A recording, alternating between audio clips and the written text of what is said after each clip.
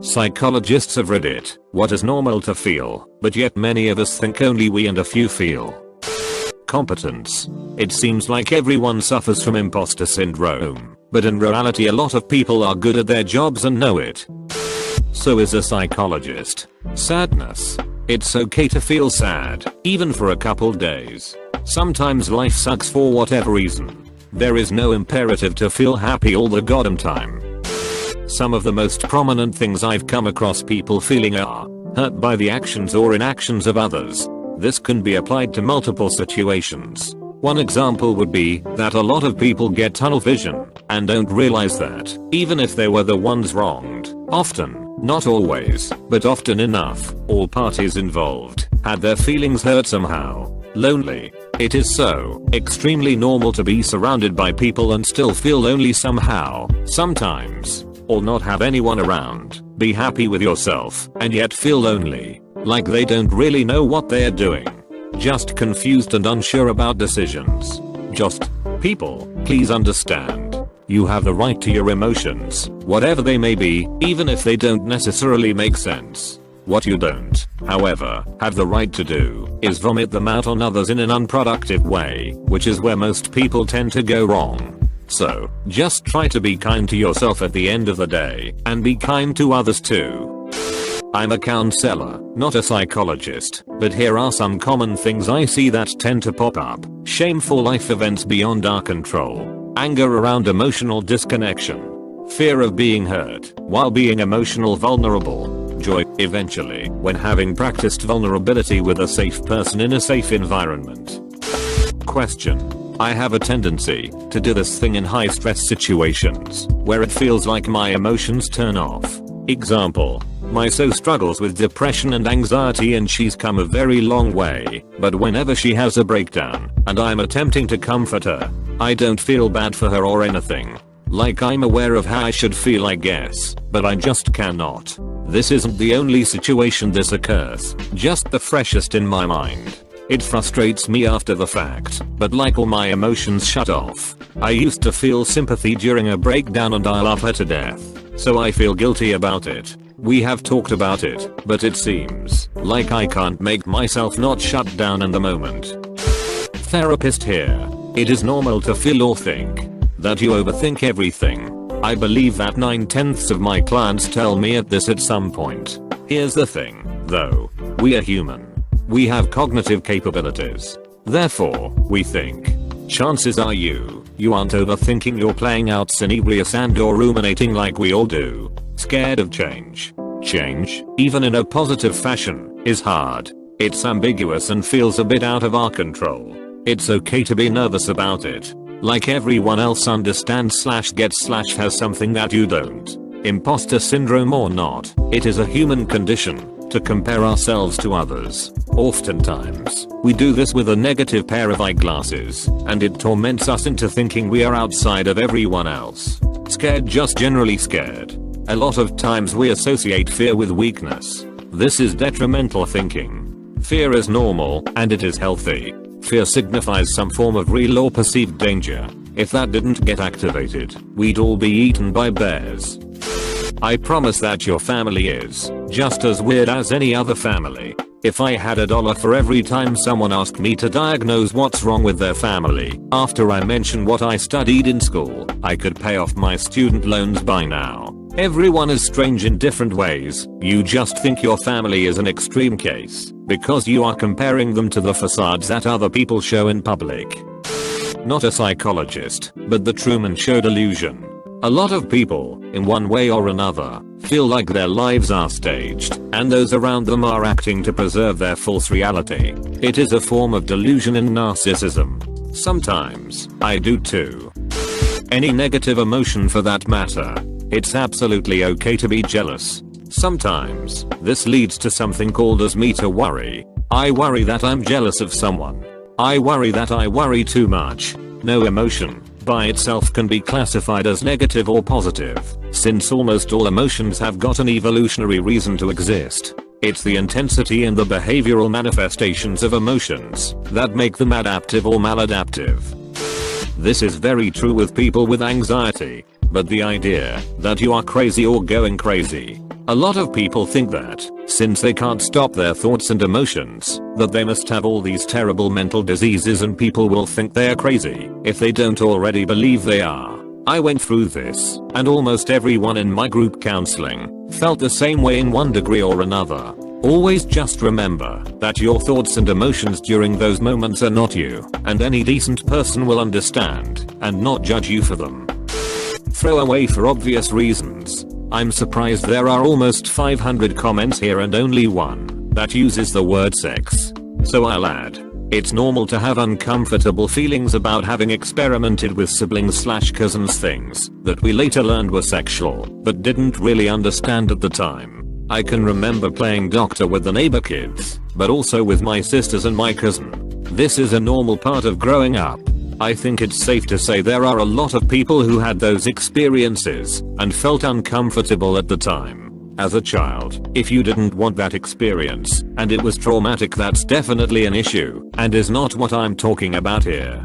What I'm talking about is having the experience as a child, being perfectly comfortable with it, probably having enjoyed it, and then only later as an adult feeling uncomfortable about it after society's taught us that sex is shameful. That experimentation is normal, and it's also normal to look back on it and maybe cringe. That doesn't mean it was a bad experience, or that it was wrong. You learned something, and when you grew up you learned more. As I said, this is not in the same category as unwanted and traumatic events. Not trying to group them together in any way. You are good enough. Corporations make a lot more money from people with lower self-esteem and or low self-worth. So many companies are selling products or services that implicitly promise that whatever commodity you are going to buy from them will make it all better. Next time you see an ad, watch it more critically and see what are they really trying to convey. You are good enough.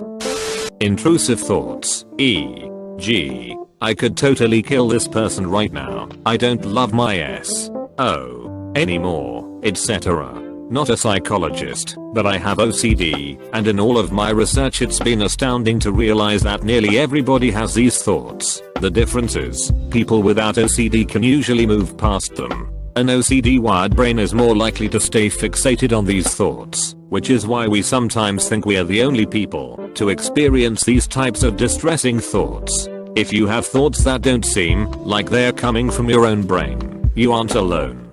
It's how you react to them that counts. Flow. That feeling of going with the flow, being in the zone, etc. It's where our skill/talent is matched with the challenge at hand, where we have to be completely engaged in order to keep up with the challenge.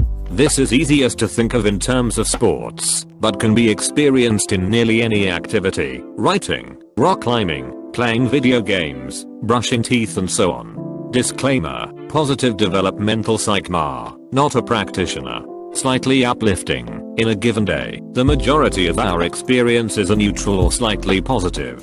There's a memory recall bonus for negative events which can make them seem more frequent, but on average, our days tend to be composed of mostly neutral and positive experiences.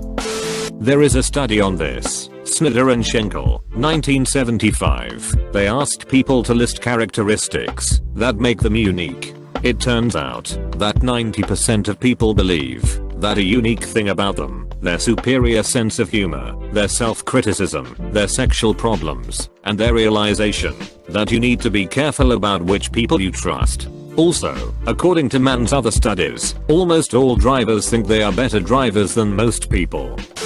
Not a psychologist, but one thing a lot of people have, if not everyone, just some won't admit it, is imposter syndrome. This is the idea that no matter where you are in life, in your career or whatnot, even if you're successful, you feel like you're a fraud who faked their way to where they are and everyone is going to call you out on it. That life is hard.